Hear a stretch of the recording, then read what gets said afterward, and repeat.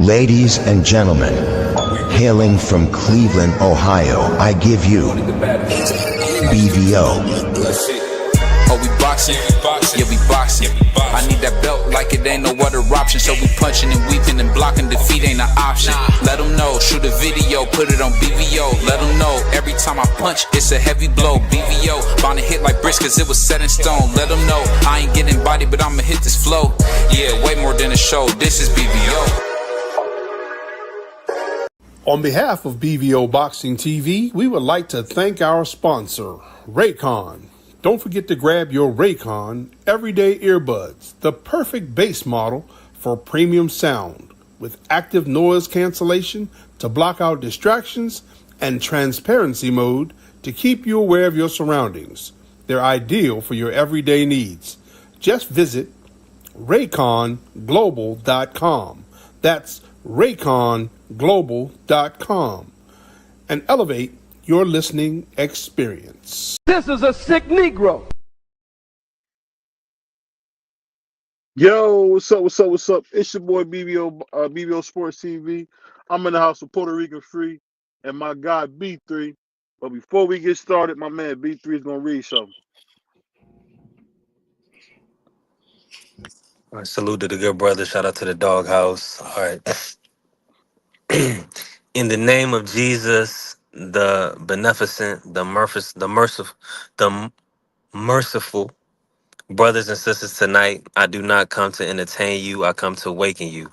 Because what we are witnessing is not just the effects of poverty, nor only the systems of systemic neglect. No, what we are witnessing is the cry of a young man whose mind has become a battlefield. The Geto Boys said, "At night I can't sleep, I toss and turn." That ain't just a lyric. That is the sound of spiritual warfare. When peace is nowhere to be found and the soul is under siege. Many of our young men walk with their heads high, but their spirits low. They laugh with the crowd, but scream in silence. And no one stops to ask, "Brother, are you all right?" Tonight, right here on BVO Sports TV, we ask that question. We go beneath the music. We explore the torment, the confusion, the unseen battles that so many of our brothers are fighting quietly. And we do so not to judge, but to uplift, not to condemn, but to understand, because peace is not found in fame, not in fortune, and not even in victory in the ring. Peace is found when a man comes face to face with his truth and is no longer afraid to speak it. So stay with us, open your heart, engage your mind, and together, by the grace of Jesus Christ, let us heal. Yo, the reason we have my man B3 start off with that is because I'm talking about something that's really near and dear to my heart. I had a good friend of himself, and I never knew nothing was wrong with him. I never knew he was going through nothing. I never knew that he was struggling. And I always felt bad. It's like, could I have said something? Could I have done something to help him? And let me ask you this, Free. I know this is a little different, man, than what we usually talk about, but have you ever seen someone you really care about, man, struggling to keep going?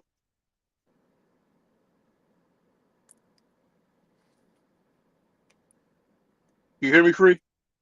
I think Free fell on the steps. 1 second. I can't hear you. Yeah, I can hear you. I can hear you. No, I can hear you. No, you see that all the time. It's just a matter of you paying attention to it. Yep. Yeah, it just is it's heartbreaking when you realize the struggle that people go through, and it's really not much you can do except give some encouraging words. But at the same time, you gotta be thankful for your peace of mind and your sanity, because a lot of times people lose their mind going through situations like that, or seeing somebody else go through a situation like that, and they end up having a nervous breakdown or something like that. So it's just gratifying know that you have a peace of mind and you have someone that you can talk to when you have those issues that rises in your lifetime, because everybody goes through it. It's just a matter of how you deal with it.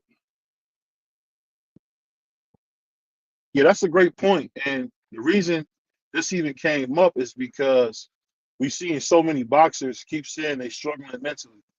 And as fight fans, we say, man, you making it up. Or that's not true. I'm just really starting to get to the place where I realize that maybe these guys ain't faking. One of the prime examples is if you think about Oliver McCall. I think they used to call him outlaw or something like that. He was whooping Lennox's head. And he had a nervous breakdown in the ring. And even with him having a nervous breakdown in the ring, Lennox still couldn't knock him out. So it wasn't that Lennox was better. It was that, Oliver was just going through some things and he never addressed it. And what always happens is this. Everybody laughed. Let's look at my brother Vinley. Mike Tyson, prime example. He had a nervous breakdown in prison. He was throwing human feces at people. And if you ever hear Mike Tyson talk, he said the freest he ever felt was that 5 years in prison. Why would someone say something like that? What you think, B3? Why would somebody say they felt more free in prison than they ever did on the outside? Well, that's because you deal with a lot of hatred, a lot of separatism, on the outside. You know what I'm saying? A lot of times, people lack love, they lack empathy for other people. So a lot of people are lost and lonely. That's why the rates. I'm not sure. Can we say suicide, or is that's? Oh, can we say that word? I don't know. I would just say unalive. Okay, unalive. My apologies. Okay, let's say unalivement. So people unaliving themselves is so high is because it's a lot of lonely people out here, and really what it comes down to is you got to think about it. Even with government, we have gerrymandering. We have certain people that are isolated from certain neighborhoods and certain groups. So yeah, so the gentleman where he was probably alluding to is the fact that he has a niche of people. He has a group. He probably has a community that he's connected to. He probably has a routine, something that he's comfortable with. So that's why he would feel safer or more comfortable where he was at versus on the outside where it's a lot of unknown, a lot of uncertainty, and most of all, it's a lot of people that really don't care to see you. They don't care if you breathe. They don't care if you live to see another day. So that's why in life you got to really be mindful of your circumstances and where you are and what you're doing because ultimately um everybody's not for you, man, and some of these people they will more so rather see you unalived than successful. Yeah, that's a great point, man. I'll say this. One of the things that we always seem to do um is that we forget about people being human beings. Um One of the things I never forget was when I was watching Errol Spence, um, when he had, got beat to death by Chance Crawford. It was so crazy to see how depressed he was. And I just remember he was on top of the world before then. Or even better, a better example, a better one I just thought of. Man, look at Adrian Bronner. He came with 100 niggas. Remember that? You remember that McDonald fight? He came with 100 100%. niggas. And Hmm. at the end of the night, free, it was just one dude with his arm around him, walking him to the back after getting beat to death. I mean, beat to death. What do you think about stuff like that when we see that in real time, but nobody speaks about it? What do you think, free? You gotta that's when you gotta realize who's in your circle because a lot of people have individuals that's around them, but they're not part of their circle, and they only there for the fame and the fortune. So you gotta remember who is really there for you and who is there for the ride. And when you see things like that, you understand there's individuals that's only there for the ride. They're not actually there for you. So you gotta be able to choose your circle wisely. Like a wise man always told me, if you the smartest man in your circle, you need to find a new circle. So Yeah, I like you that. I gotta like that. you got I you like gotta that, choose free. you gotta choose your circle wisely. What's going on, Marky Dan? How you feeling, brother? Salute, salute, salute to everybody on the panel. Shout out to the whole Sports Talk Network. What y'all talking about? Today we're talking about like mental health and how we never seem to discuss it when brothers are going through things.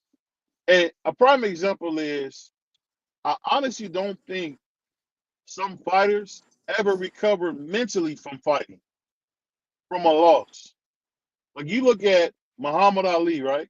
We seen him get beat dead a few times, never knocked out. Well, we seen him get beat dead. But he always came back stronger and better than ever. And I feel like now a lot of guys don't have that intestinal fortitude to be great and could take a loss and come back from it. Like, what do you say to those guys who never look the same? Do you think it's because they're not adjusting the mental side of things, Mark? What do you think? I think it's a combination of things. I think one part of it is, time spent out the ring. Like a lot of guys, like you look at Jamal Charlo. That what if you look at Jamal Charlo before the layoff, his body, he was in impeccable shape. Like he looked Right. like I thought he was in his prime. He is Hmm. never gonna get back to that form again, and you see it in his body and his shape. Like he has a beer gut now. So that's one part of it. On top of the physical trauma that your body took from getting beat, like you said, beat to death or getting put to sleep. You know what I'm saying? Some dudes never recover. Like I've seen some great fighters in history. They were great. They put on some great performances. They were on top for a long time. Then they run into that one dude that sparks them, and they're never the same. So it just happens like that sometimes. But when we talk about the mental side of things, I mean that goes even beyond your career. Like some guys never recover from what the fight game does to them. They become drunks. They become addicts. They become they go out there and have kids with multiple women and they don't take care of them. Like it's story after story after story about boxers like having nightmares after their careers are over, and you just sit there and you wonder like how did he get there? Like Hmm. Meldrick Taylor, you see what's going on with him up there, and I think he's up there in Virginia. I'm not sure, but I remember he was getting raided by the police, and he can't even like talk or communicate on his own behalf. Like that stuff is scary to see. Yeah. And one more point, because you just talked about you just brought up a point about what happened to EJ after he got beat dead and he got depressed. Look at what happened to Ryan Garcia. Like the way how like, and I don't like Ryan Garcia, but the way Yeah. how he got done by Oscar De La Hoya and Bernard Hopkins after that tank fight was crazy. Like they didn't even show up to the post fight press conference, and then they were dogging him and talking crap about him. And then after that, you see the downward spiral of his mental health even more.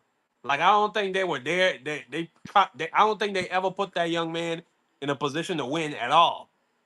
So yeah, absolutely. The people you have around you is very important. Go ahead. Um, what you think, B3? Or free? What y'all think? Y'all hear me? Yeah, I mean, I can hear you. You can go free. Nah, I mean, I agree with Marky said, but like I said, it goes back to um what's your purpose? When I mean it, you got to understand what are you here for and what is your purpose in life. Um, if your purpose is just to be famous, it's only going to last for a short period of time. If your purpose is to be able to touch other people, then that'll last a lifetime. So it all depends on what your purpose is. Some people just here for the fame. Some people is here to teach. Some people is here just to get by. So it all depends on what you're here for. I look here to be able to show people how to do things a little easier and not have to struggle as hard. Because in my line of work, you have a lot of guys that you come across that's been in this field and they always done things a certain way because that was the way that they saw other people do it, and nobody actually broke it down to them how you do things properly and how it would affect a whole generation of people by the way you handle situations. And so when you're able to teach a person how to do something properly, you see the effect and you see a light bulb goes off in a person's head because they learned something that nobody's ever broke down to them. So it's all about what your purpose is in life. If your purpose is, like I said, if your purpose is here for fame, it's going to be short lived. If your purpose is here to touch people, that'll last a lifetime. So it all depends on what your purpose is. Yeah, I mean, I think that's a great point. I just think sometimes, even if you, I think what you're saying is a more mature way of thinking of it. But I could say a lot of times you don't even know what your purpose is. You just know that you want better. One of the famous quotes is when I don't know if anybody ever seen the movie Hustle and Flow, and the girl said, "I want something." He said, "What do you want?" She said, "I don't know, but I want something." And I think a lot of times people in general, we want something, but we don't know what that something is or what that something looks like. I just think sometimes, man, that's why it's so important, man, to really have like people have these conversations because yeah, it's fun to do all the crazy talking and call people out their name and joke and all that, but we never have real conversations. And one thing I noticed is that that's why you don't have the friendships that you once had with people. You don't have people have close friends like they once did because everybody is so stuck on this internet or so stuck on things that mean nothing. And for me, the most important thing you can ever do is connect with people. And it's just so sad to see like so many people suffering, man. I'm telling you, man, I can't remember. It used to be this show, man, on Disney Channel. This guy, man, he had Agent Jackson or something, little dark skinned dude. He was like a secret agent or something. And when I heard that he took himself out the game with no coach's approval, I couldn't believe it. But who knows what that nigga was going through? And the reason I even thought about having this conversation is if anybody's familiar with Young Noble from the Outlaws, that brother took himself out the game. And it's like, what was he going through so bad that he didn't want to be here? You know what I'm saying? I don't know if y'all ever feel that way, but what was Young Noble going through like to say, yo, I don't even want to be here?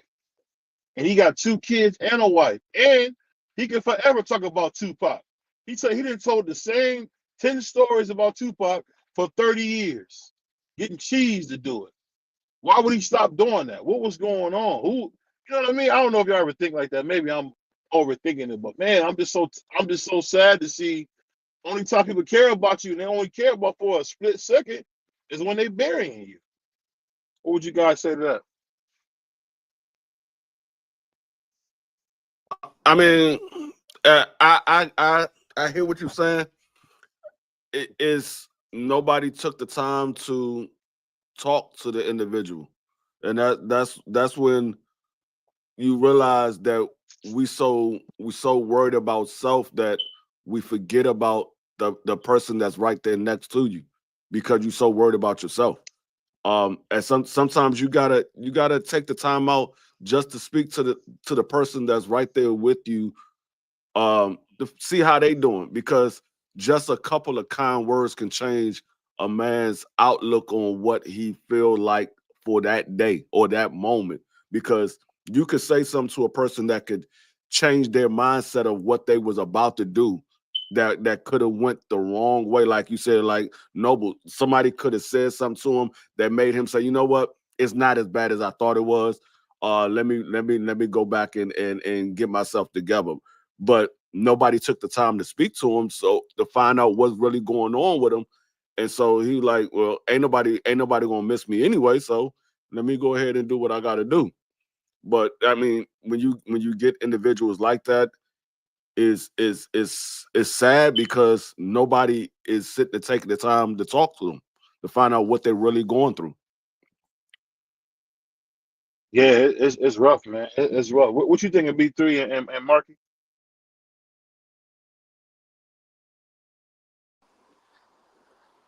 Yeah, man. It's it's a tough pill, man. We talking about some deep conversations. I think it's like really important to um, keep your loved ones close, man, and make sure you checking on your family and your friends on a regular basis. I think I know our society is very selfish. You can see by how we eat, how we conduct ourselves. Um, we are a very self gratifying culture. So I think for us to help each other, man, we got to do a better job of checking up on each other and making sure we hold each other accountable and be attentive to each other versus being kind of selfish. No, absolutely. I agree with everything y'all said. With everybody I come across, I just try to be very positive. I try not to be a negative person, or I try not to just bring people down by being grumpy or by having bad vibes. Like I just think like you waste time being mad about nothing, and why spread that to the next person? So I agree with everything y'all said, and it's so easy. You could just by saying good morning or good afternoon and being polite, you know what I'm saying, or smiling when somebody looks at you. Like it's not that hard. So I agree with everything y'all said.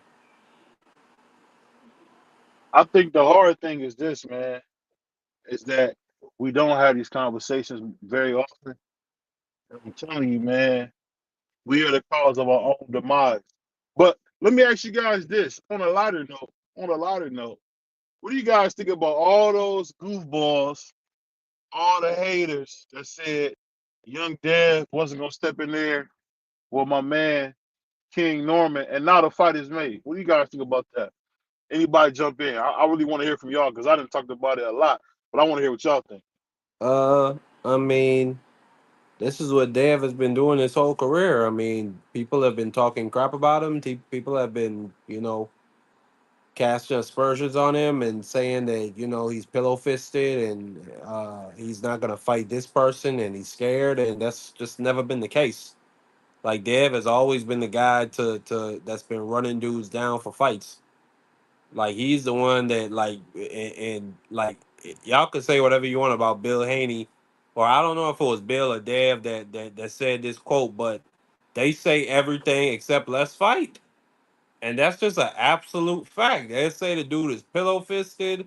They'll say he's a runner. They'll say he's boring. They'll talk about, oh, he's not a draw. They'll say everything except let's fight. They'll say everything except I could put this dude to bed.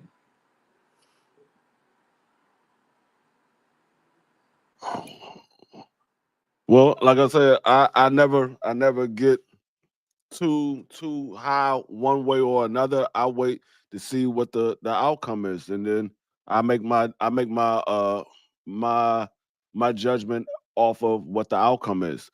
Um, that's why when people say, "Oh, this person is about to fight," well, we'll find out when the fight is announced or when the fight happens. I don't make a decision one way or another, regardless of who the fighter is. I sit here and wait to see what happens, and then once we see the final the final product, then we could sit here and say what we got to say, our opinions on the situation. But until then, a lot of people just be jumping the gun because they want to be the first one to say this, or they want to be the first one to break the news here or there, instead of just letting it play out and see what happens, and then you can make you can critique the situation better once everything plays out, because when you jump the gun, you got to go back to, oh, I was wrong. This, I thought it was going to be this, but it seemed like this is going on, or whatever have you. That's why I told BVO a long time ago. I'd rather be correct than to keep saying I was wrong. um I sit back and hold my thoughts on a lot of situations. Man, if you ask me, I give my opinion on what I think is going on, but I'm gonna hold my thoughts on the situation until everything plays out, because I don't like to be the one to have to go back and apologize for what the statement that I made previously, because I was wrong. Now, it's one thing if you predicting of how you believe a fight is going to go, but when you're talking about a situation, you gotta sometimes you gotta hold back and let it play out first before you come out with a prediction or you come out with a judgment of a situation, because it's never cut and dry the way you think it's going to go. It's always two sides to a story. So it's better to let things play out first before you jump the gun. What's going on, Greg Hatchet? Greg, salute, man. Hey, but I just speak to this, man. A lot of people, they. It's easy for these guys, and it's a lot of the people to speak out about Devin and Bill for whatever reason.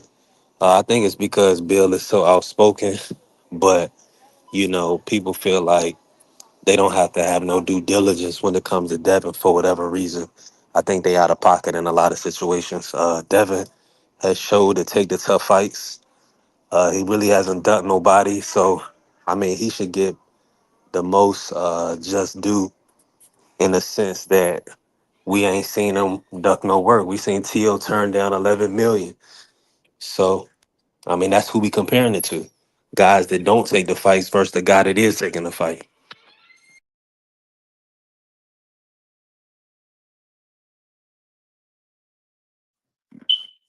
BBO, you there? I don't know. I mean, BBO those are seem simply like just he. the facts. I mean, like Well, a guy like Tio is a clown. He, and we don't know. Again, I said 30 million, but we don't know what he's really getting paid for that contract. He got $800,000 for that last fight with Barboza. So he might mess around, and uh, Turkey might come back and offer him $900,000 for the next fight instead of 11 million. yeah, I don't know what I don't know what's going on with T.O. I don't know if he's truly just scared of the smoke, or if he I don't know what to think of T.O. because, like I said, if you go back and you look at his resume, there's only real there's only really two notable names that you say, okay, yeah, he fought those dudes and he beat them. Everybody else, you say, okay, yo, those was guys that we know, but they wasn't top level opponents. It was only two guys, and that was Josh Taylor and Lomachenko. Other than that, you like, who has Tio really fought? To be honest with you, who has he really fought outside of I Loma think and Josh? I think part of it is also mental health with Teofimo Lopez, because his wife got taken by a black man. This all went down during the Cambosis fight. You know what I'm saying? And I just feel bad for the guy, to be honest. Like, he's just an I mean, he absolute was moving. He was clown. moving like that before that Inside happened. the He was ring, moving like that before outside the that. ring. They Nah, got I a don't. video of this guy talking about, "Do I still have it?" Like that's like, imagine they had Sugar Ray Robinson on video after he lost saying, "Do I still have it?" Man, listen. The thing about it is this, man. He don't even got a fight agreed to, so that's on me. I shouldn't have brung him up. What y'all think about? Do y'all think Anthony Yard Benavidez, like, does y'all have a chance? What's y'all No, thoughts? I mean, Yeah, I Yard mean, he definitely every got a fighter got puncher's a chance. chance. Yeah, he got a puncher's chance, but Every fighter I got a see chance. Yeah, Benavidez beat. every fighter Yeah, got a chance. I see Benavidez beating the pockets off him. Yeah. I mean, you never know what happens when a guy get in that square circle. Um, it could be Anthony Yard's night, and David Benavidez is not feeling quite himself when he walks in those rings. So you never know what happened. So everybody always have a chance. A lot of people didn't give Lamont Roach a chance, and we saw the outcome of that fight. So everybody, anytime you step in that ring, there's always a chance that it can go the opposite direction of what everybody sees it going. The likelihood of it happening, now that's a different question. I think David Benavidez has grown since he hit the scene. David Benavidez came in, and a lot of people got to realize David Benavidez pretty much took up pro boxing with very minimum amateur background. So he pretty much was learning on the job. So all of these fights that we seen, we like, oh, David Benavidez this way, David Benavidez that way. He was pretty much learning on the job because he had a very small amount of amateur fights. I think he only had like 50 or 60 amateur fights, something like that. It might have been smaller than that, but it was something small compared to all the rest of these guys that you see come out of the amateurs. So he was pretty much learning on the job. Now he's at the point where he's seen a lot of different styles of fighting. So I think this is a prime David Benavidez that we're seeing right now that's able to adjust to just about any style that gets in the ring with him right now. So I mean, I agree with that I don't completely. know. I don't know if Anthony Yard is going to be able to deal with this type of pressure that David Benavidez is going to put on him because we saw what Anthony Yard looked like when he got in there with Arthur. Somebody that's a similar style of fighting which keeps the pressure on you, but he's not as active as David Benavidez as far as throwing a lot of punches and turning up the action as the fight goes on. Arthur keeps a steady pressure on you, and he's a bigger puncher, so it breaks you down. But with David Benavidez, it's a guy that's coming at you high motor, and he's throwing 60 punches around at you. So I think it's gonna it's be that. I think that's gonna be a good fight. But I gotta ask this: is Shakur gonna get credit for beating William Zepeda? he should I give him he credit. should. Yeah, I give him credit, but at the same time, I've said it. This to me, this is a 12-0 fight for Shakur. Like I think that he should really outclass Zepeda. Like this is not the style to beat Shakur Stevenson at all whatsoever. And God bless Williams Zepeda because he's gonna get embarrassed. But I'll give Shakur credit. I, I'll definitely give him his credit. I don't know. I don't know if Williams Zepeda is going to get embarrassed. I think it's going to be a lot closer than what a lot of people think. I think a lot of people think that Shakur is just going to go in there and just outclass Williams Zepeda. It could go that way, but I don't think it's going to go that way. I think it's going to be a lot closer. I still think that Shakur will win this fight, but I think it's going to be a lot closer than what a lot of people think. I think a lot of people is not giving Williams Zepeda enough credit. I think they giving Shakur credit, but I don't think they giving Williams Zepeda enough credit because everybody said, "Oh, he's just a come forward guy that throws a lot of punches." Yeah, the problem is, can you stop it? That's the problem. Is one thing to see what he does, but can his opponent stop it? So I think a lot of people are not giving him enough credit because when you say that, you kind of take away the credit that Shakur's supposed to be getting. Instead of saying, oh, yeah, Williams Zepeda is he's a rival opponent, and it's going to be a tough fight for Shakur. When you say, I believe Shakur is going to go in and embarrass him and do this and do that, he's not on the level of Shakur. It kind of takes away the credit from Shakur. So I don't see it that way. I see Williams Zepeda as a tough individual that Shakur is has never faced any, and Shakur said it his own self. He's never faced anybody like a Williams Zepeda since the amateurs. This is a whole different style of fighting that he's got to get in there with. So I think it's going to be a lot closer than what a lot of people think. What's going on, Greg? What's the deal, fellas? How y'all feeling? Feeling good, G man. What's your thoughts on the Williams Zepeda fight, man? You think Shakur hand gonna hold up? Yeah, I noticed something during camp. He was all the clips I seen he had on 16-ounce gloves, even when he was hitting the pads and hitting the bag, you know what I mean? So that let me know he was protecting the hands pretty good. Um, as far as the fight though, I think a lot of people downplaying Zepeda only because you can see the big difference in skill set. You know what I mean? Shakur is probably the sharpest fighter in boxing right now, as far as sharp, as far as detail. Um, I think Zepeda is relentless, but he does have spots where he take breaks. We've seen that because Tevin Farmer was able to expose that. The difference though with Tevin and Shakur, Tevin is more raw. Shakur is more calculated. He know everything he want to do, and he won't punch unless he in the right position. You know what I mean? And I get where it could be a tough fight, but skill wise, I understand also why people saying it's going to be an easy fight. But I mean, I also think that it is going to be a good fight, an entertaining fight because Zepeda knows that this is the fight that'll make him a star. You know what I mean? If he dethrones Shakur, you know what I mean, that would be something real major for him. So I'm pretty sure he coming in there looking to be real, high intensity, real dirty, just make it a crazy fight. I'll say this though, man. I hope he go in there and get ugly, man. Hit him in the nuts, hit him in the shoulders, bite him, put your glove over his nose. Because Mm, Shakur never got nobody dirty. He never had nobody dirty.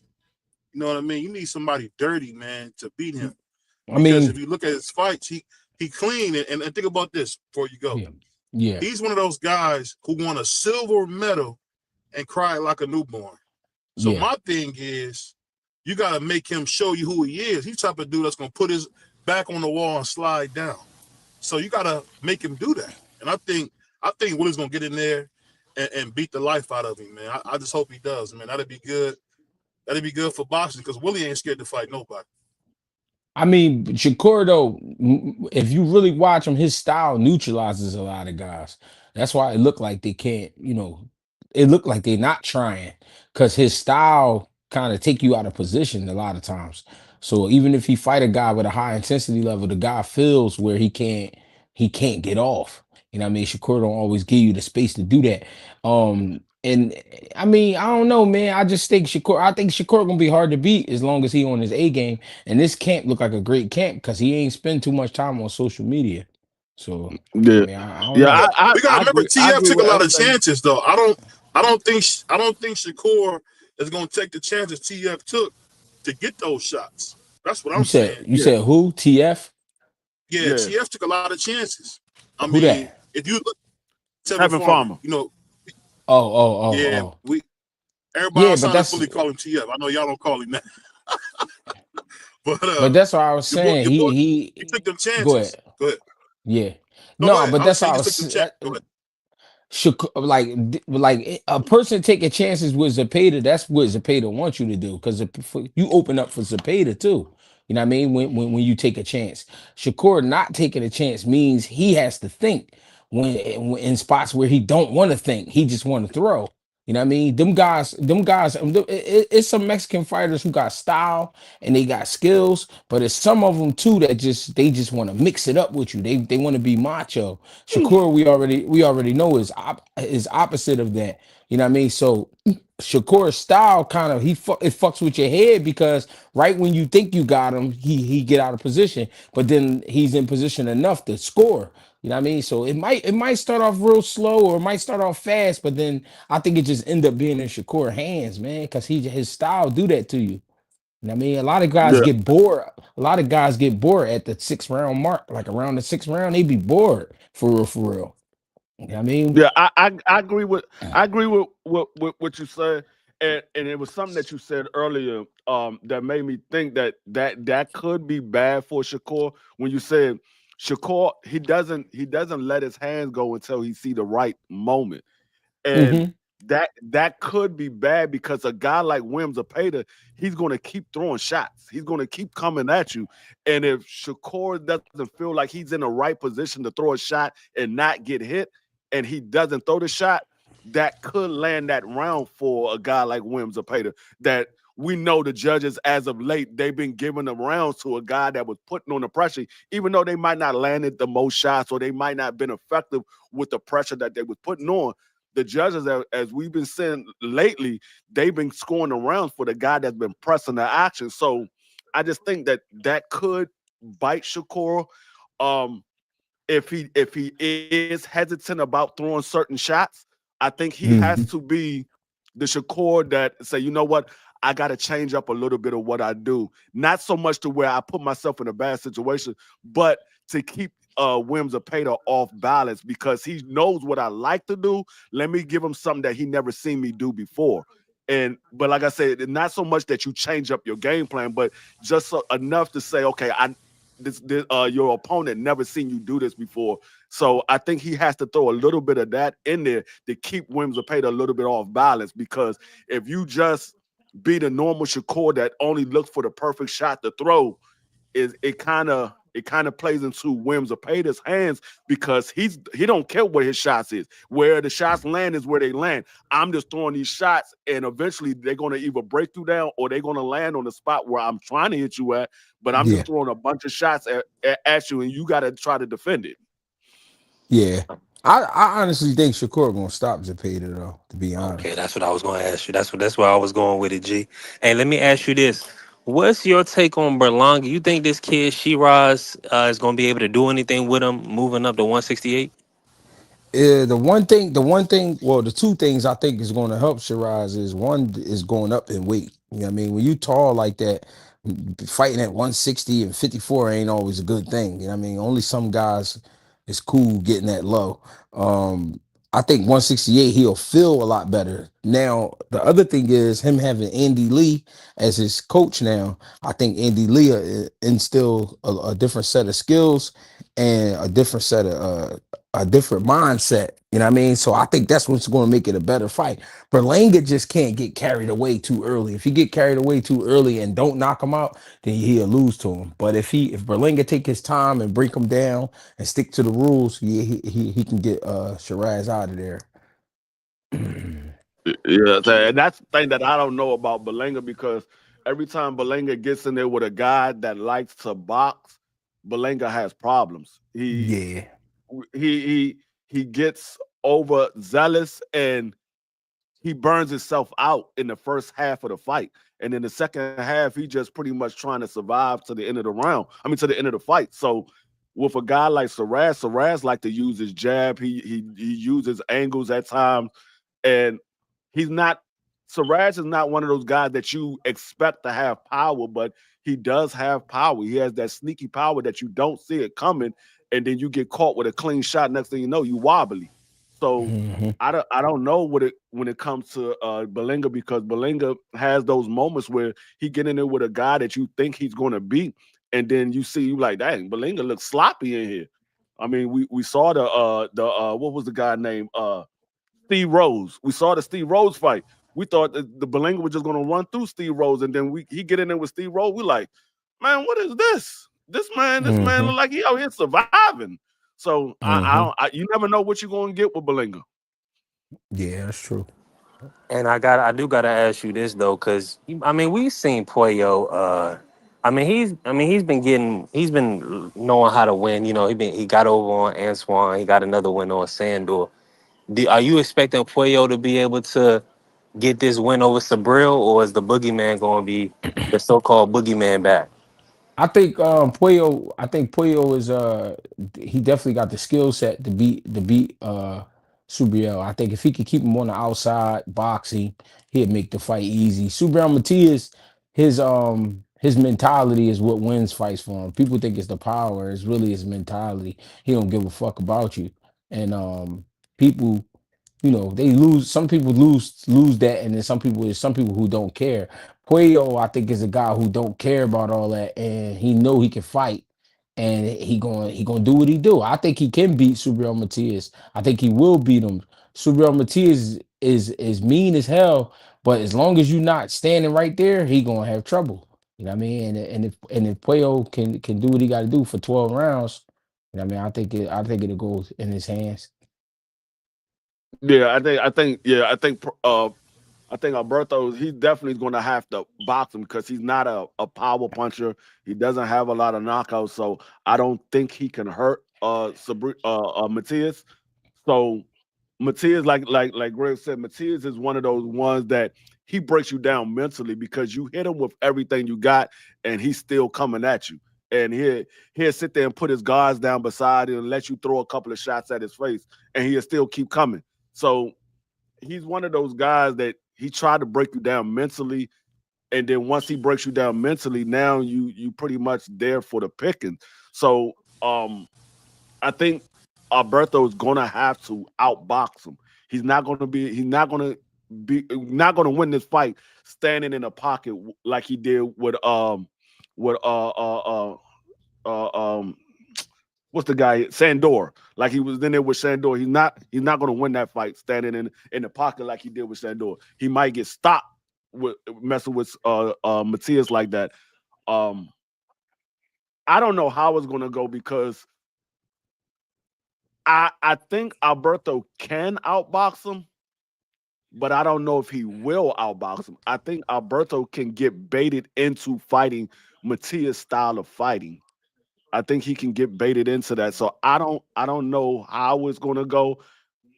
I'm a favor. I'm a favor Matias. I'm a favor Matias in this fight because I'm not 100% confident in Alberto. I know. I mean, everybody's talk about the Antoine fight, and like I told you, it was because Antoine didn't stick to the game plan. The reason why he lost that fight. Um, but I don't know if Alberto is going to beat Matias because, like I said, the Sandor Martin fight. A lot of people think that Alberto lost that fight. It was Yeah, a very close fight. Alberto got the nod, but it could have went either way. So yeah, with a guy like Matias, if you do that with a guy like Matias, you might not make it to the 12th round. yeah. And I think when he fought Sandor Martin, Martin made it a tough fight for him because Martin can box as well. And he got fast Yeah. hands and he got a his southpaw style, quick feet. I mean, he do some good shit in the ring.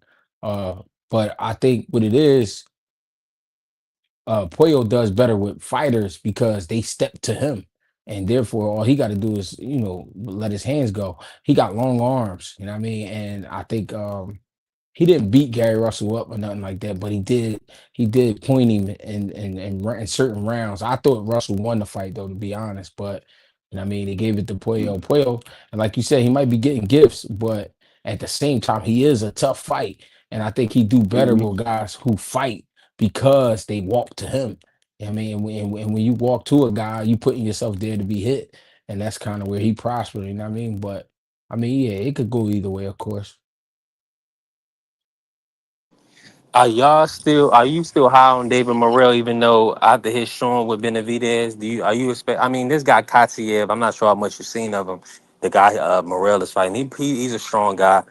He was on the zone card. He fought on that George Cambosa's card in Australia back in February or March, I believe. But are you expecting high things from Morrell still at 75? You think he could possibly get a title? I mean, Morel is a baby. He's still a baby. He's still a kid. You know what I mean? And what I mean is he hasn't had the experience that a lot of these guys went through, because he was wiping guys out. You know what I mean? That's why I knew he wouldn't beat Benavidez, only because Benavidez has been through some wars already. He been knocked down. You know what I mean? He been through some things, and he been through some great experiences in training, even when he was a kid. So it's shit that he know about boxing that Morrell didn't experience yet. I think Morrell will be okay because he didn't get the shit beat out of him, but he did get worked over. And he didn't get knocked out. So I think mentally he'll be okay. But here's the thing: these guys, you could see clearly the punch is not the same as it was at 68. That's for Right. him and Benavidez. And I mean they both kind of faring out at light heavy, you know what I mean? And I understand why, because guys, a light heavyweight is a small heavyweight. You know what I mean? The truth be told. You know what I mean? Because once upon a time, light heavyweight was the heavyweight division. You know what I Right. mean? So those guys are big guys, and they're not gonna just go out off of one shot. Um, but I think he'll beat this guy. I think he's a better boxer, and he'll beat this guy. But yeah, he gonna have some tough times at light heavy. I mean, I don't know if he'll be Yeah. champion, but it's gonna be rough for him. Yeah.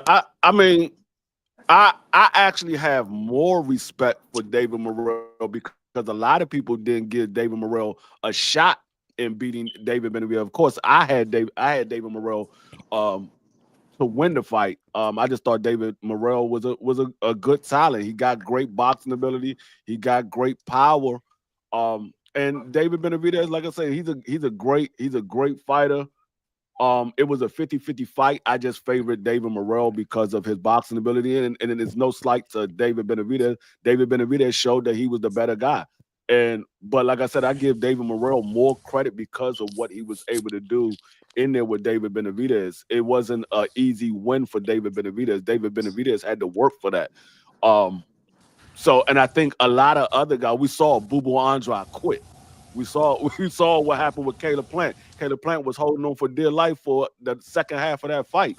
So when you see a guy that doesn't have the experience like David Morrell, far as the pro style, You gotta give that man credit for what he was able to do with a guy who's been a pro much longer than him and face more versatile fighters. So I think he can be a champion because I don't think Bivol and Arthur. I don't think Arthur is going to be there much longer.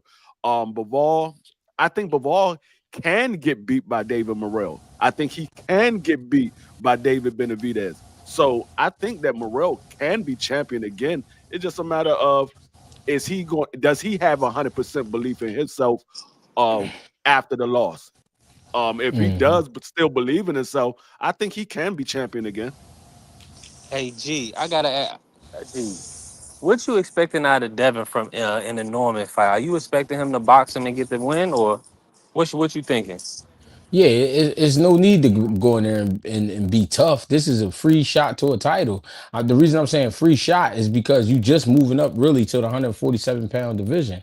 So it's no need to go in there and try to be tough. I mean, go in there and outbox him, and he should outbox him. His education it goes way deeper than Brian Norman's. The Brian Norman can fight. Yes, he can fight. He'll hurt you, but his education is poor, and that's no disrespect. I'm saying that because it's times where his hands are all over the place. He make unnecessary movements sometimes. It's a lot of little shit in there he do that's uncalled for, and it'll get you fried up on the top level. And Devin Haney, like it or not, IQ wise is above is of the top level because he's been in there with guys like Lomachenko, Jorge Linares. You know what I mean? Even though people don't understand, but even what's my man from Australia? Uh Cambosis. Cambosis. Cambosis. Yeah, you see people don't understand. Like they'll say, well, he's not that good, but here's the thing. He didn't get to that level not being that good. You know what I'm saying? You don't get there fighting for world championships if you're not that good. You know what I'm saying? So it's something he's doing. But Devin Haney's been in there with all of these guys and beat them. For Brian Norman, I feel like all he have is a puncher's chance, to be honest. Yeah, I've been screaming that for Devin Haney for the longest. When everybody kept saying, "Oh, Devin gonna knock this guy out," Devin gonna. I don't expect Devin to knock nobody out. I expect Devin to go out there and outclass his opponent. Devin is a pure boxer, he's known for his boxing ability. He's not known to stop nobody. He's not known to hurt anybody. He's known to outclass his opponent, and that's what I expect him to do. I expect him going there and outbox Brian Norman. Will he be able to? That remains to be seen. Um, I think if he's on his A game, Devin Haney can win this fight. He can win this fight. I think he has a better jab than Brian Norman. I think he has better footwork than Brian Norman. I think he has better defense than Brian Norman. So he can win this game, win this fight if he's on his A game. Yeah, We gotta see what Devin looks like if he gets hit with a big shot by Brian Norman. Is he yeah. is that going to play a factor in Devin by getting hit with a big shot from Brian Norman because he's never been hit by a guy on this on at this weight. So I mean, yeah, we could talk about the Ryan Garcia, but Ryan Garcia has some special effects with him, and Ryan Garcia wasn't a 147-pound fighter. Ryan Garcia hasn't fought guys at this weight neither. So we gotta see how Devin looks fighting guys at this weight because Jose Ramirez wasn't a 147-pound fighter. He was a guy that was moving up. They both fought at 144 for the first time in their career. So it's a true 147-pound fight for Devin Haney. And he's in there with one of the guys that's the best at the weight class right now because Jerron Business moved out of the weight class. So a lot of people say Brian Norman is the best. A lot of people say Mario Barrio is the best. But regardless of how you feel about Brian Norman or whatever, he is one of the top guys at 147 right now, and Devin Haney's getting in there with him. So Devin Haney got to be smart about the situation because if you go in there thinking that you're just going to outclass this guy and you take him lightly, you could be getting up off the ground. So I think Devin can win this fight. It's just a matter of is he going to be on his A game or not. Yeah, true. That's true. don't know what I happened gotta to say BVO. this though. Oh, I there you gotta go. ask you this before you go. Hey G, before we got it, I gotta ask you this, man. Why did y'all go to 154? And why is Coach Ivan? Why is him? Why are y'all not talking about who's going to 54, getting away from Storm and Norman? I don't think it was a thing of getting away from him. I think it had to do with timing. I'm saying timing because if you look at Boots' career, he's been 147 since day one. And we talking about 30 something fights. Norman at one time was a 140 pounder. So he grew into a 47. Boots, I think, had to grow into a 54. From what I understand, a doctor of his told him to go up because your body, you straining your body fighting at 47. What people, I think what happens is over time, what we don't pay attention to is time itself. These dudes is getting older. Boots will be 28 years old, I believe, or he just turned 28. You know what I mean? So he not no kid, you know what I'm saying? And anybody that's been making a weight for almost 10 years, you know what I'm saying? At some point you gotta go up. You know what I mean? So I don't think it had nothing to do with Norman. I believe they was trying to get the Norman fight. And at that time, Norman Sr. knew not to take the fight because where would they go afterwards? You know what I mean? I think Norman did the right thing not fighting Boots. You know what I mean? To be honest, because it would have been what after that? You know what I mean? I'll go with that. Coach Ivan said the same thing. I'm gonna go with that, but I wanted to see them get it on, man. I really did, especially I with all think that power I think that the Norman fight. has showed us. I think the fight. Yeah, but that's the thing, man. Y'all got. I think y'all be tripping when y'all say that, like power, like you know what I mean, because you gotta look at who he knocked out. Like you know what I mean, like. All right, this is what I'm trying to explain to people. Like I'm not saying he can't punch. What I'm saying is though, if a guy stands in front of you, at some point his shell will crack. If he's standing in front of you, and if you do got some type of punch, that's going to happen, but that does not happen to the elite fighters. You know what I'm saying? You're not gonna just just swing and then he hit him and then he going out like that. Like I'm trying to tell y'all, like no bullshit, bro. The difference in IQ, the difference in skills, it wouldn't have been no fight. It wouldn't have been no fight. Boots would have destroyed Norman. I'm telling y'all, no bullshit. That ain't When no they type of hype fight, or I nothing got like I that. got I got 100. I got 100 on Storm and Norman. I mean, well, you might as well pay me now. You feel me? Hey man, they always say y'all Philly brothers is funny, man. So I'll No, take it as that, I'm man. I'm You talking, like Kevin but Hart, man. I'm talking box. See, but here's the thing that we forgetting. I don't be wanting to say this in a disrespectful way. I'm trying to be, you know what I mean, respectful as possible. When it comes to education, would you send your guy to Georgia or would you send your guy to Philadelphia to learn boxing? I would definitely That's send him to Philadelphia. You right. all right. So if you was learning football, would you send your guy to Philadelphia or would you send him to Georgia? I see what you're saying. I would definitely send him to Georgia. I see what you're That's what saying. I'm trying to say. That's what you talking about. This is our shit. This is, and I'm not, and I don't mean our shit like we run boxing. What I'm saying is boxing is that's what we do. Like you know what I'm saying. That's what we do. We grow up like that. Just the same way they play football in Georgia. They grow up like that. Just the same way they play with kangaroos in Australia. They grow up like that. You know what I'm saying? So the education is just totally different. That kid wouldn't know what to do. I'm telling you.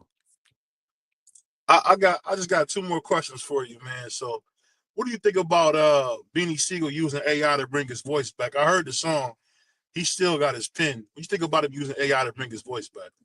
I mean, you got to move with the times. That's what I'm learning myself. You know what I mean? I'm a guy that's kind of stuck in the times. Like, I wish things was the way they was in the year 2000, but they not like that no more. You know what I mean? So I feel like with him having that health issue, where he not himself, you know what I mean? He's using the technology that they put out here, for him to be able to do his thing. Hey, and my last question is this, man. What's the greatest thing about being a father to you, man? Because I always hear About you talk about how happy you are to be a father. What's the greatest thing about being a father to you? I mean, just watching them turn into the people they're gonna be. That's just like, and knowing that you helped in that. You know what I mean? I watch my youngest son go from basically trying to be a scammer to now he going to a private school to play football. You know what I mean? My oldest son, I watched him lose his mother at 12 years old and stay strong and stay out the streets. And he got a job and he'll be finishing high school next year. You know what I mean? Things like that. So it's that stuff that, you know what I mean, that's is great. Hey, on that note, I appreciate you coming through, man. Hope to have you again. Shout out to my man Puerto Rican Free and B3. You know, we come here have fun, man, talk some boxing. And I tell you this, man, I can't wait till when we come to Philly and we go beat Norman versus Boots, man. And we're going to stop him in Philly. I can't wait, man. Yeah, I don't know. and That's a I hell of a can't wait to dream, see man. I can't wait to see Greg's face, Wyatt's Ship. Can't wait to see Coach Ivan. I can't wait to see y'all face, man. Well, hold No, on, hold yeah. on. Well, I gotta ask y'all this since you saying that. Don't you got Norman stopping Devin BVO? Uh, I don't know.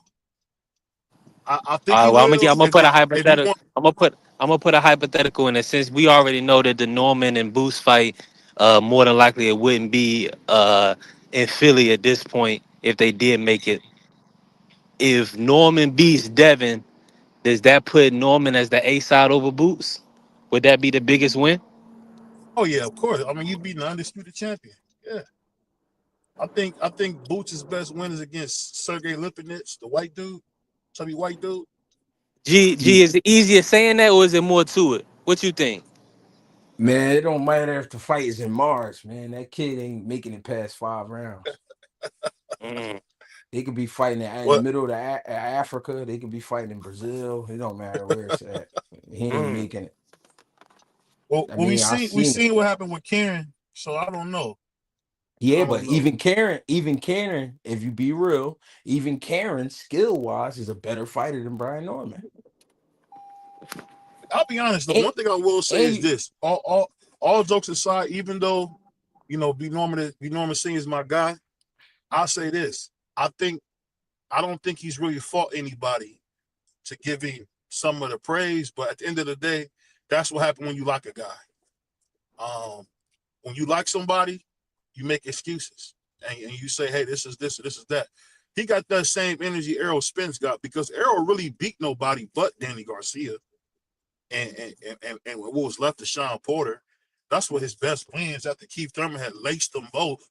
So I mean, I don't know. We're gonna have to see, man, because I don't think Buka Chica and what's that dude? The dude from the sushi chef. He ran right into that punch. I mean, when you get in there with a boot, so you get in there with a Devin, you got to think it's going to be a chess match. And really, especially with boots, you got to give him something to respect you. If not, he going to be doing all the drunken mash and stuff on you. You got to make him respect you. So it's gonna be some tough fights, but I think he can win them both yeah, because he's a younger man and he can still grow. I mean, he could grow, but it's like we gotta all right, so we gotta be like, look, if we gonna talk, then we gotta talk. If we talking about skills, his father wasn't a skilled fighter. He was a dog, and he admits to that. He was a dog. He gonna put his chin down, keep his hands up, and he just gonna work. I mean, so it's only but so much he could teach his son. And then yeah, he got guys around him that's trying to implement some things. But when you watch him fight, you just noticing the strength. You're not really seeing the skills. You know what I mean? It's skills pay the bills at the end of the day. And I mean that kid is tough. I like that kid, and I think his dad is very smart. He know how to move him. He know what to say no to. He know what to say yeah to. You know what I mean? He's been doing his thing. You know what I mean? But somebody like Boots is like too dangerous, bro. Like too dangerous for him. Yeah, but see, I ain't gonna lie, G man. I'm from the old boxing, man. I want to see the best fight the best. I don't want to No, hear for about who. sure. I want to see But I who did. gonna do what. But would it be Because I better? seen What? Bernard go in there with Felix Trinidad and made that fight look easy. Yeah. I thought Bernard was gonna go put get beat to death. And you know I why was you wrong. thought that? Because you're a fan of knockouts. You like knockouts. I could tell. I I could like the tell by you Mexican saying style. I like that come forward style. I it. do like that come forward style. And that's what That's I'm the trying to sweet say. science. I like that. That's what get you killed. That's what get you killed. If you know Y'all a man, said a lot. if you know a man is strapped with a bomb, you gonna walk up to him and hug him? No. Why would you do that? I'll never forget that fight, but Bernard made that fight look so easy, man. The skills. I never thought Felix could get laced like that. It's the skills. The skills gonna win at the end of the day. You know what I'm saying? Not 90. I ain't gonna say not 100% of the time, but most of the time, yeah. The skills So, going. so with that being said, what's your take on the Canelo Crawford fight? I think that's gonna be like a legendary fight. I think that's gonna be like one of them old school Jones, man. Because what people don't get about Bud Crawford, see, this what people keep trying to ignore. People talk about how hard Canelo punch, but Bud punching too. You know what I mean? And they try to use the Madrimov fight at 54 as a measurement, but I'm gonna tell you why that fight was so difficult. Madrimov, if you look at his style, how many people fight like he fight? You know what I mean? With all the jumping around. I'm mentioning that because you don't see legs like that unless you in the amateurs. Those are the only times you see guys bouncing around like that. You don't see grown men bouncing around for rounds and rounds like that. Bud had to be caught careful because this motherfucker's still physically strong. So I can't run into a shot and get knocked out. You know what I mean? Fucking around with this guy. So I'm gonna be extra cautious and I'm gonna get the win. But Canelo is a guy we have been seeing for years. So he has plenty of tape to study Canelo, and he knows, like when you got a lot of tape on a guy and you see his best performances, you see his worst performances, you get to see most of his tendencies. So with all that being said, I think Canelo's going to be surprised at not how strong Bud is, but how hard he punches. But at the same time, I think what also is going to surprise him is the fact that Bud is not scared of him. Canelo is a bully, and it's only right that he's a bully because it's not his fault. You know what I mean? A guy getting in there and being scared of you is not your fault. But that's what he has become accustomed to. You know what I mean? He's getting in the ring with guys that know they can't beat him skill wise, so he scare them off. Not everybody is scared, but I'm gonna say 90% of them was definitely nervous or scared. You know what I mean? We seen it with Danny Jacobs, we seen it with the Southpaw from over UK, we seen it with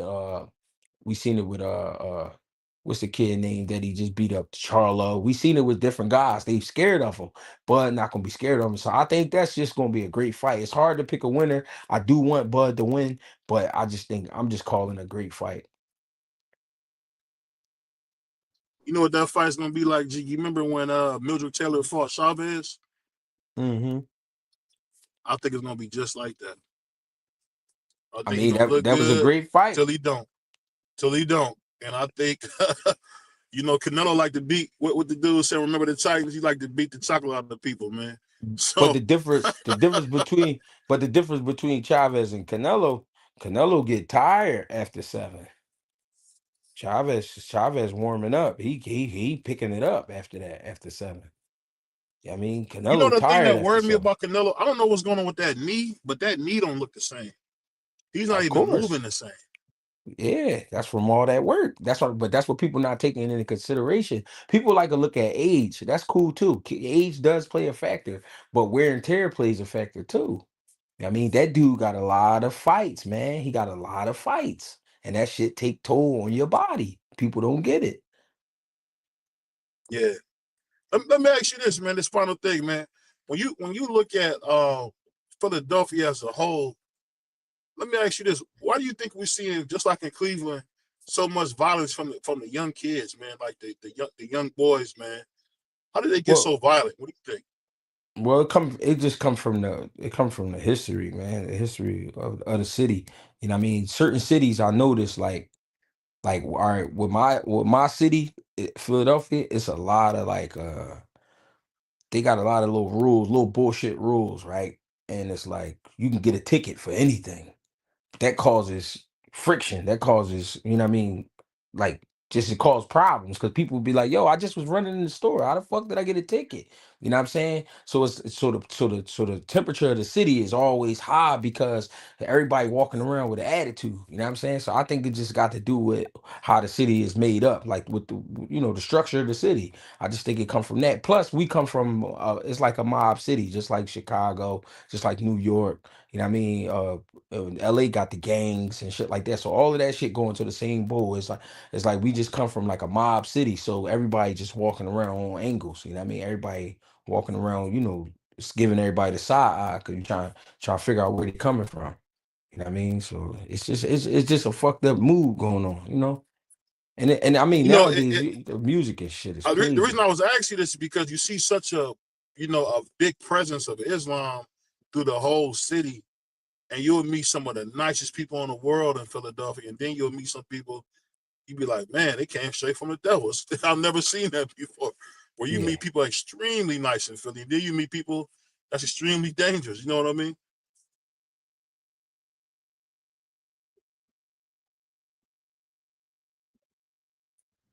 I don't know if you can hear me.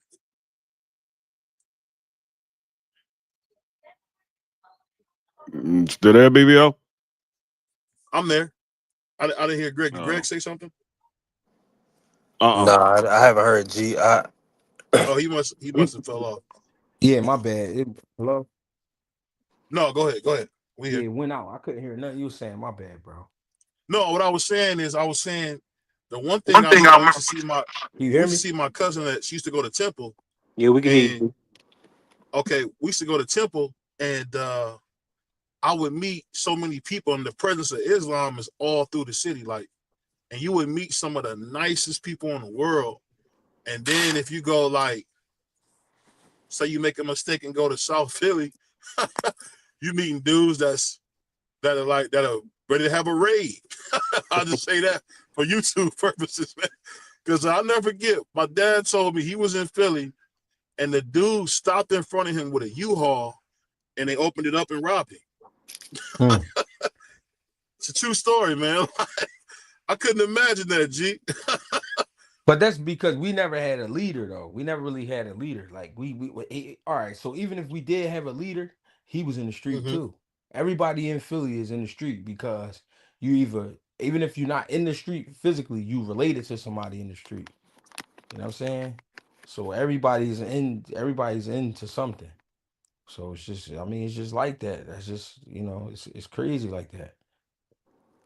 You still live in the city or you live in Jersey now? No, no, I live in the city. Oh, okay. I Okay. would never move to Jersey. I would never move to Jersey. I Shit. thought that was where you go when you get a few dollars, man. I thought you go to Jersey, Nah, man. nah, Was it Camden? I would go to fuck no. Camden is worse than Philly. Huh? Oh, it's worse. I didn't know that. Yeah, I Camden's thought that just was nice. small.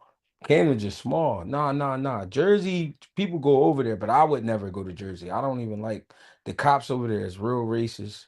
You know what I mean? It's just Mm. vicious. I would never go to Jersey. Nah. Hey, I Hey, hey, would but go ahead. My hey, bad. Go G, ahead. I gotta ask you. This just came to my mind. I gotta ask you if they was to have fought, or if they still do line it up. What would the Boots Crawford fight look like? Oh man, that would be a legendary fight as well. You know what I mean? Because it'll be a chess match. It'll be a major chess match. I think that would be the night we see both of them be as most patient as we ever seen. You know what I'm Yeah, saying? Because it'll be a lot of figuring out going on in there. But at the same time, it'll be a lot of fireworks too once they get started. You know what I mean? I think around the third round they'll get started, and around like five it'll really heat up. You know what I mean? I don't know, man. That'd be a great fight. man. I mean, that's the one that people want to see. Now, I think they gonna give us the Boots Virgil if Virgil take that. I think it's talks that Virgil, Golden Boy, want Virgil to get a tune up, before fighting Boots. Do Yeah. you We need feel a like? tune up. We didn't have three straight tough fights, man. Come on, bro. What you want us Man, to do, man? if you want big money, if you want big money, then you gonna have to take a tough fight. You see what Turkey doing. But I mean, if he want an easy fight, I'm sure Golden Boy and Oscar will find an easy touch for Virgil. But let me ask you this, G. What would that look like, the Virgil Boots fight? I think it'll be good for the first like 5 or 6 rounds, and then I think Virgil will get frustrated. You know what I mean? He'll start running into some big shots, and Mhm. I don't know if Boots will stop him, but I think Boots will definitely outscore him for Yeah. sure. Mhm. You see what he did to a boxer versus Madrimov, man. You see what he did. I mean, my whole Yeah, but thing that's with Boots, mad and I Jamal just though. That's mad Jamal. I'll say this about Boots, man. I really hate how Cameron and his dad brought him along so slow, because that dude should really be one of the premier fighters in boxing. Because one thing Who about you talking about? Boots? Boots, yeah, one thing about Boots is, and I'm gonna be honest, the nigga can fight. I mean, he can fight, and I just hate Yeah. that Cameron, and I hate that his father held him back, because he's a live dog, man. I think he could have probably beat Errol and a couple other guys if he would have got the opportunity. Because when I seen him in the amateurs, versus Antoine Russell, I say this dude's a dog, man. Like, do you think they regret doing that now? Because they really held him back with these light touches early on, like bringing him along so slow. What do you think? Nah, because some guys come out of the amateurs punching, meaning they know how to really turn over a punch. I think Boots' style had so much flair to it, he had to learn how to punch. I think he knew how to punch, but he wasn't punching guys. He was scoring. You see what I'm saying? In the amateurs, you trying to Yeah, score. In the pros, you trying to punch. You know what I mean? So I think all those fights was about Boots developing his punch. You know what I'm saying? The reason he got a lot of knockouts is because he can punch and he's accurate, but he's a hard worker too. So he gonna outwork you. You know what I'm saying? But I think all of those fights was just about him going to the gun range and sharpening his tool. I don't know. When I look at his skill, I just feel Say it again. like they did. I wish they would have did him like they did Danny Garcia, where they made him take these super tough fights, because I think he can be But look something at the special. difference. But look at the difference in Danny Garcia's style and Boots' style. Danny Garcia is more of a punching style. Mm-hmm. But You get what I'm I'm trying to just say? saying I'm Danny, saying those tough fights made Danny better. Like when he was getting beat to death by Amir Khan, he was able to dig deep and get him out of there. That's what I'm talking about. That's kind of stuff that makes these guys better, is when they got like just like Shakur. He's never really had a tough fight yet. He's much better who than guys Shakur? in the ring with. That's what I mean when I say that. You said Shakur never had a Shakur tough and Boots, I fight? feel like they just been so much better. I don't think so. I He had a mean, bad but you performance. can't. How can? He came out clean. Yeah, but that's due to his Go ahead. style. That's because of his style. His style allows him to come out clean. I don't think it has to do with the fighters being tough. Those guys are tough. It's just that when they get It's in the there with fighters. him, huh? I get what you're saying, but I'm saying when you look at Floyd when he fought Miguel Cotto said, "You're gonna fight, nigga. You're not gonna run. You're gonna fight." Yeah, And you but see, he look had at to fight. look what year that was. What year was that? That was what, 2000, what, 9?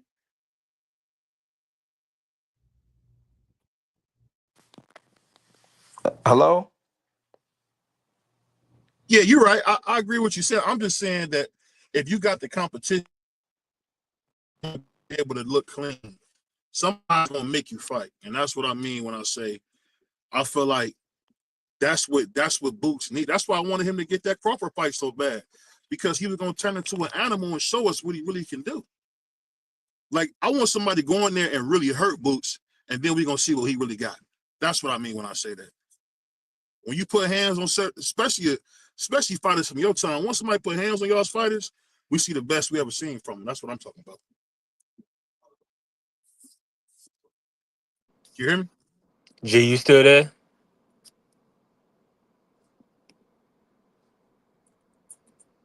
Yeah, he must have fell on the steps.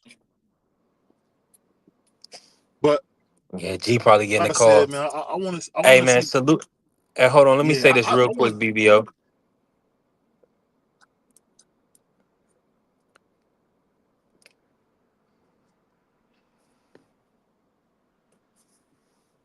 Yeah, I think BVO must have fell off a cliff, unless it's my audio, man. Salute to everybody in the chat. Miss Fields in the chat, Pittsburgh T, It Cast might be my Sports, audio too. Bentley, GH coming through, man. Appreciate you for blessing the channel. Thank you. Bentley said, B3, how you feel when Haney gets KO by Norman? Um, I mean, I think you jumping the gun, Bentley, you know, but I think it's still gonna be great for the sport. Salute to Clarence McLean in the building. Appreciate all the family for coming through, man. Frontline, GD. Shout out to D Free, TD, Marky Dan. BVO, you there? I'm here. Can you hear me? Yeah, I can hear you, man. Great, No, another I was great just clip. saying. I was saying it's been another great show. I'm just saying that these fighters, man, got to have somebody put hands on them if you want to see the best they can do. One thing you can say is when I seen Devin getting hands put on him, he showed me he was a lion. You know what I mean? He showed me that he wasn't going to ever quit. You got to unalive him. So that's what I mean when I say, Yeah. like, these guys got to get hands put on them. When Tank was getting punched on by Mario Barrios, that's when we seen the best Abdul Wahid was when he had some adversity. And I'm telling you, if somebody get in there and kick Boots' ass, he's gonna turn into something else. I'm telling you, they always do. The greats always turn into somebody else. Well, nah. Let me say this though. I agree. I see what you're saying, and I agree. But with the Boost situation, you gotta look. Karen gave him in the second fight. Karen gave him a decent scrap. He caught Boost with a few good shots, and as you can see, and he even said after that fight that he was thinking about going to 54. He may have struggled with the weight. He stayed at 47 to unify. And he looked 100% better versus Stanionis, dominated Stanionis, stopped Stanionis within 6 rounds. So I think he is improving. I think in Boots, of course, I think he's gonna be better at 54. I think he's gonna stop guys at 54. I mean, he looks like a middleweight. He's not the tallest guy in the world from what I've seen him the one time, but he definitely should be. He definitely is a middleweight and Greg, probably you go to back with us? 68. Yeah, my bad about that. My phone died. Oh, it's Now, all good. But yeah, have you ever go seen? ahead. I gotta ask you this real quick, G. Have you ever seen a fight announcement this late, like for the Tank and Lamont rematch? Do you think they're gonna push it back? Or because some people trying to say they're going to announce it during the Pacquiao fight week on July 19th. But I mean, typically fights be announced 8 weeks out, 10 weeks out. This a big pay-per-view event. I don't know. It's kind of seemed kind of strange they haven't announced it yet. I mean, I feel like what they trying to prove is, Tank is a star. Tank is a star. So if they say Tank fighting next week, we gonna watch it. You know what I mean? So I don't really think they care about the announcement as much as we do because it's part of the anticipation. You know what I mean? They know we waiting on it. You know what I mean? So they gonna just make us wait. You know what I mean? And then whenever they announce it, we gonna be ready. But yeah, I definitely tell you this, man, and this is just, and I'm saying this out of nothing but me being a diehard fight fan. I noticed that when guys get their ass kicked, they turn into something else. They just always do. You know, when Ali got his ass whooped by Frazier, never again did you see him look lackluster like that again. You never seen that again. So who gonna do the job at 54? Because Boots at 54 now. So you saying somebody gonna put hands on him? Who gonna do it?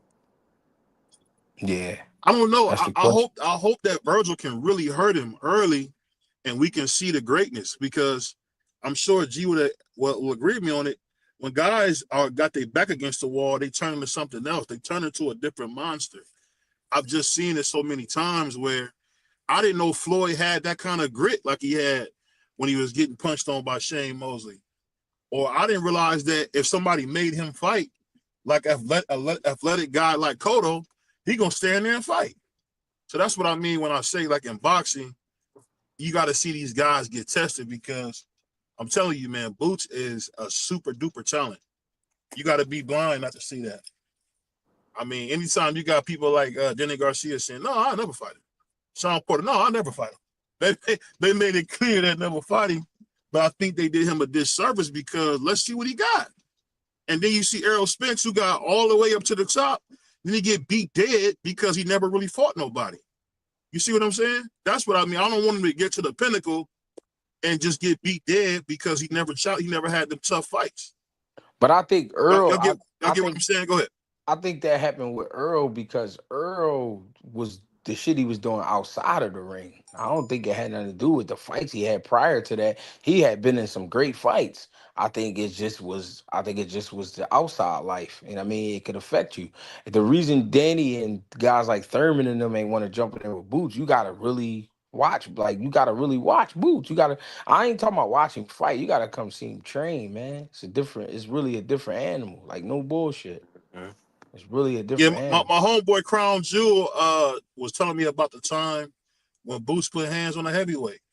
I mean, he wasn't like a super duper top guy or nothing, but we heard about how Boots put hands and feet on him. So I get what you're saying, but I'm saying he needs somebody to test his chin to see what he really can do. That's all I'm saying. All the Yeah, greats get their ass kicked, and then we see the best they ever been. but then but Leonard, then but Hackett, like you Ali. saying that Go ahead. you saying that like he need his ass kicked, but then like or you saying he need to get hit, but then some people say he get hit too much. So like it's like I mean like which That is it? man, that's we ain't talking about the propaganda, G. That's propaganda. You gotta bring it to get it. All them punches that he took is because he was bringing it. Anytime you bring it, you're gonna get hit. I mean, I don't unless you this ain't no pillow sport. You're gonna get hit when you bringing it. And I'm saying I want to see somebody that he says, "Oh, I can't just do this. I got to do something else." That's what I mean. Like I'm a Dragon Ball Z fan. Now you remember every time you look at Dragon Ball Z, right? Every time Goku got his ass kicked, he turned into something else. And that's kind of how boxing is. When guys got their backs against the wall, they turn into something else. Because anybody that say Boots get hit too much, that's just talking because you got to bring it to get it, man. You're going to get it if you bring it. And these Hey, hey, last few fights, I've seen him bringing it. Go ahead. hey, G, I gotta ask you something because you on the inside of the sport.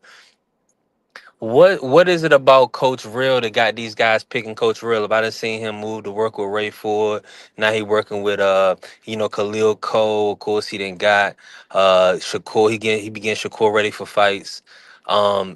One of the guys in one of our guys, our guy Juan asked us who is the trainer of the year so far in the sport of boxing. Some of us, I said Silas right off the top of my head. Free was like the Mason father, he should get it based on the Mason activity. And then we was thinking about Prentice Brewer, but also Coach Real. On your opinion, like what makes a good trainer, and specifically with Real, like what's he doing with that these the top guys are liking so much, for them to keep wanting him to be in camp.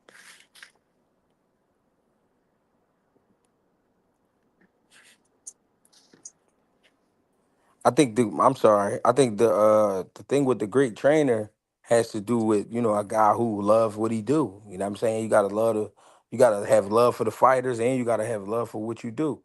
Yeah, Um and you gotta study, of course. And I think what it is with Rail is a workhorse. Rail gonna motivate you, but he gonna teach you and he gonna push you.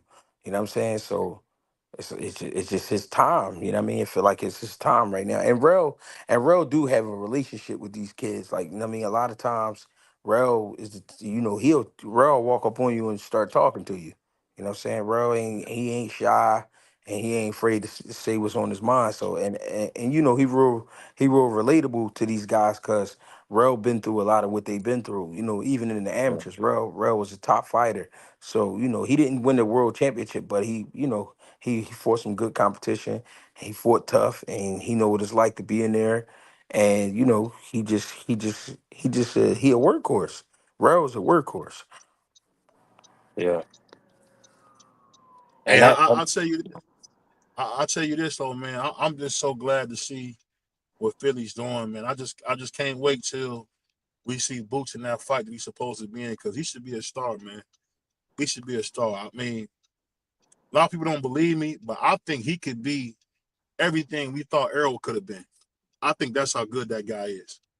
It's just that he got to get his ass kicked. We're not gonna see it until somebody put hands on it.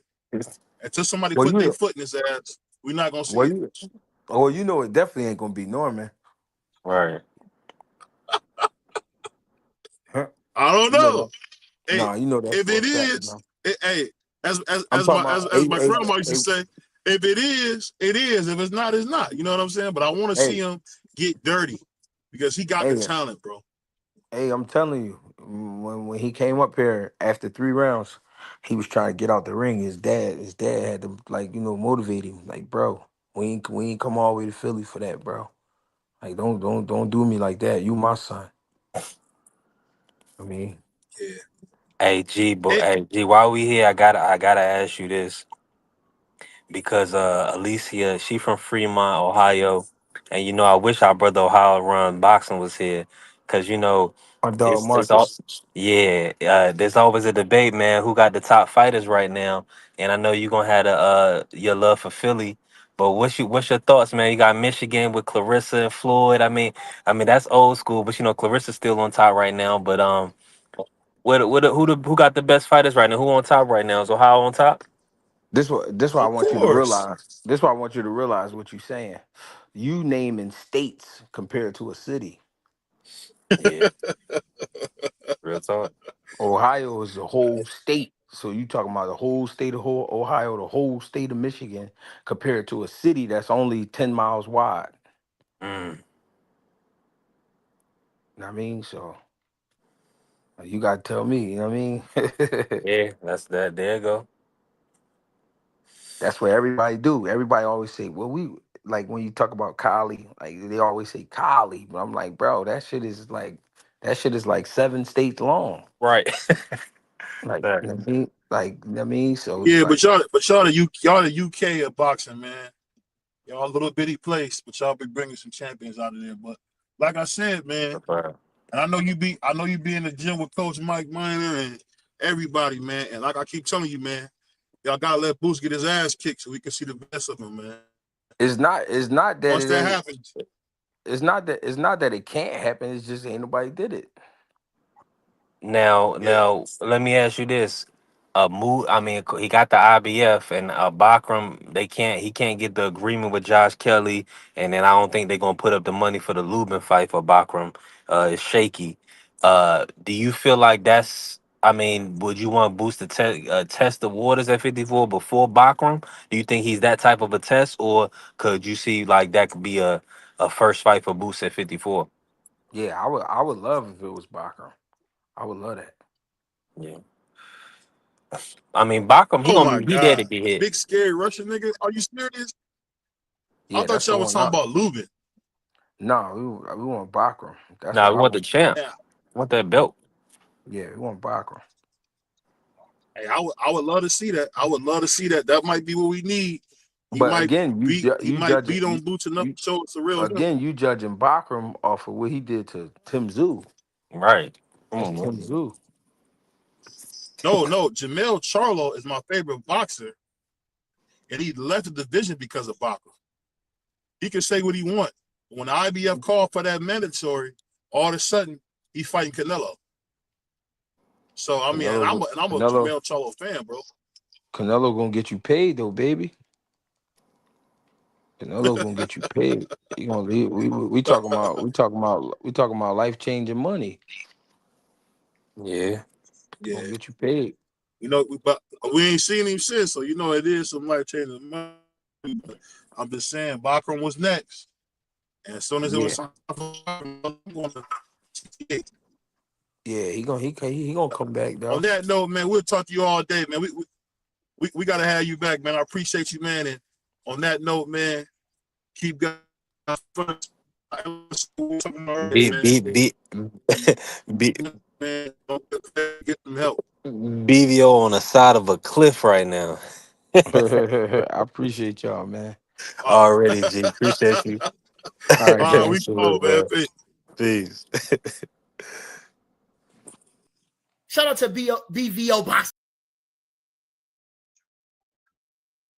BVO Boxing. You understand? Check the boy out. Check the kid out. You understand?